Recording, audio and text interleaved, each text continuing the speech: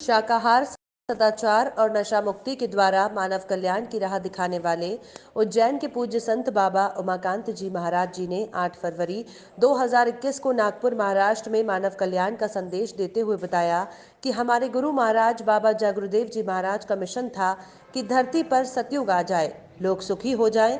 तो प्रेमियों, हम सबको मिलकर गुरु के मिशन को पूरा करना है ताकि लोग सतयुग का आनंद ले सकें, क्योंकि सतयुग का आगमन सबसे पहले भारत में होगा, फिर बाकी दुनिया में। अब आप प्रेमियों देखो, बाप बिल्डिंग बनाते हैं और चले जाते हैं, तो बेटा पूरा करता है कि नहीं अधूरे बिल्डिंग को, अधूरे मकान को, अधूरे काम को करता है। गुरु महाराज का निशाना ये था कि इस धरा पर ही सतयुग उतर आएगा, इस धरा पर ही सतयुग आ जाए। सतयुग आने का संकेत तो जीवन पुराण के 40वें अध्याय में भी है, जगन्नाथ दास की उड़िया किताब में भी है, सूरसागर में भी है, अन्य ग्रंथों में भी है। गुरु महाराज बराबर कहते रहे कि कलयुग में ही कलयुग जाएगा, कलयुग में ही सतयुग आएगा। अब सतयुग अगर आ जाए, सतयुग अगर आ जाए तो खाने पहनने की किसी को कोई दिक्कत नहीं रहेगी, कम मेहनत में ज़्यादा मिलेगा। पहले ऐसा था, सतयुग में ऐसा ही था, एक बार खेत को बो करके लोग चले आते थे और 27 बार काटते थे, बस बो करके बुआई करके चले आए। जब जरूरत पड़ा तब बादल आया बरस गया, फिर जरूरत पड़ा फिर बादल आया बरस गया, और जब फसल तैयार हो गई, मालूम रहता था इतना दिन के बाद ये फसल तैयार हो जाएगी, ये 90 दिन की है, ये 100 दिन की है, ये 60 दिन की है, इतने दिन के बाद चले जाते थे और काट करके ले आते थे, फिर जाना ही उधर नहीं पड़ता था। कहते ना, धरती धन धान्य से पूर्ण थी। ऐसे ही ये पृथ्वी माँ देती थी जब नियत खराब थी। नियत खराब हो गई, पाप होने लग गया इस धरती पर, जीने लग गई इस धरती पर, खून बहने लग गया इस धरती पर, पानी के बजाय खून से इसकी सिंचाई होने लग गई, तो अब ये धरती हिलने लग गई। और मेहनत ज़्यादा करते हैं, पैदावार कम होती है, लागत ज़्यादा लगती है, आमदनी कम होती है। पहले ऐसा नहीं था।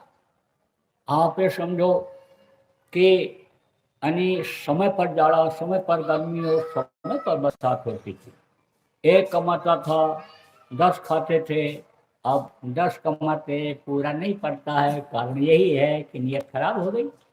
पहले दूसरे के धन को लोग जहर से जहर समझते थे, कि माँ बहन को अपनी माँ और बहन की तरह से समझा करते थे।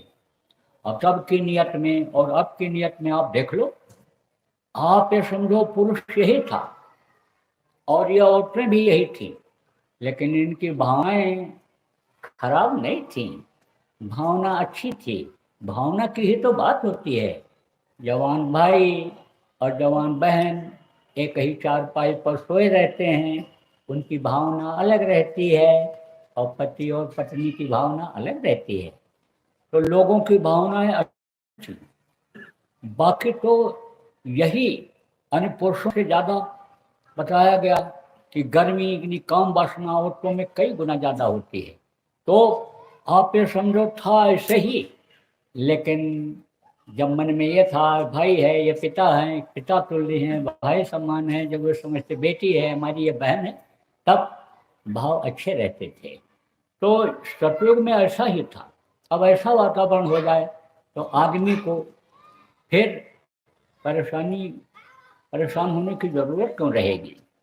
आप ये समझो, फिर तो हर कोई, जैसे सतयुग योगी सब विज्ञानी कर है ध्यान करने वो प्राणी, सतयुग योग में योगी विज्ञानी थे, सब योगी विज्ञानी हो जाए, सब भगवान को भजने लग जाएं, याद करने लग जाएं, तो ये काम आप तो नहीं कर सकते हो, लेकिन इस काम में आप मदद कर सकते हो। गुरु महाराज जो मिशन छोड़ करके प्रेमियों गए, उसमें आप मदद तो कर ही सकते हो, क्योंकि जब सतयुग आएगा तो सतयुग में कोई भी मांस मछली खाने वाला, अंडा शराब का सेवन करने वाला मिलेगा ही नहीं। सतयुग में समझ लो कि अगर धरती पर पहले तो यही आएगा, यानी भारत देश में ही सतयुग का प्रादुर्भाव होगा, उसके बाद पूरे विश्व में हो जाएगा।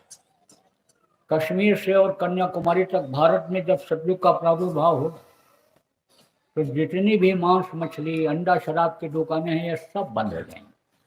कोई भी शराबी कबाबी नहीं होगा, कोई भी सटोरिया जुआरी नहीं, कोई भी चोरी व्यभिचार करने वाला नहीं होगा। अब आप ये समझो जिनकी आदत ये करने की बन गई है वो सतयुग में रहेंगे, सफाया हो जाएगा उनका। कलयुग जब जाएगा तो रगड़ता हुआ ले जाएगा। तो सतयुग तो आप ये समझो कि सतयुग और ये सब जो युग और जो परिवर्तन है ये तो महापुरुषों के हाथ में है, प्रभु के हाथ में है।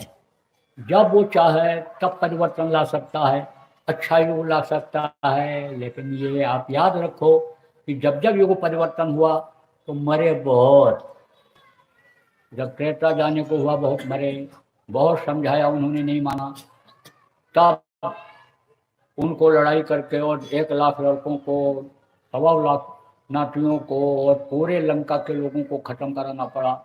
जब बहुत समझाया कृष्ण ने नहीं माने, तब 18 दिन के अंदर 11 अक्षोणी सेना को कृष्ण को खत्म कराना पड़ा।